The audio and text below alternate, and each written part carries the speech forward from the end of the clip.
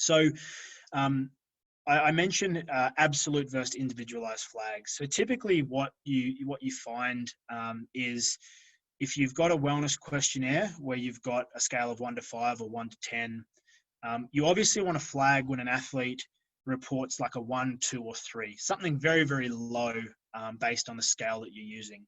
So that would be an absolute flag where they're just entering a value and we're not comparing it to anything else except the value. That's a way that a lot of people flag.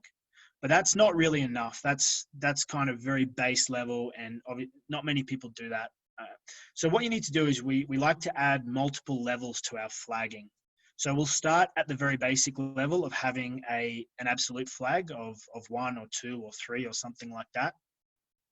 And then we'll include things like maybe a Z-score, where we get the average for that player over a period of time for that variable. So we might look at their mood over the last 7 days or over the last month, or even all history, just depends on how you want to look at it.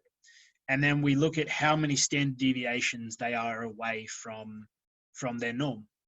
So then what we do is we've got a multi-level flag. We flag if they give us a certain value of 1 or 2, and then we flag if the value they give us is significantly different to the normal value that they report.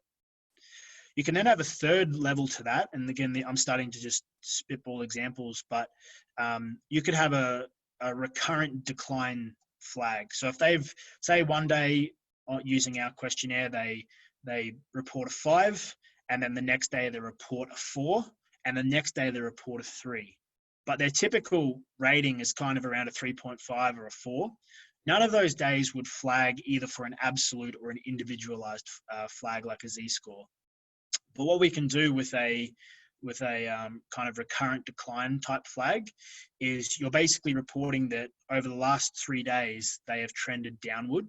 And that can just be another indication that over that period, they're getting worse. And you can do that over a 2-day period, 3-day, 5-day, week, however long you want to do that over, and just be monitoring it. But instead of just having a simple, what score did they get, you're actually creating a lot more context to the flag that you're producing.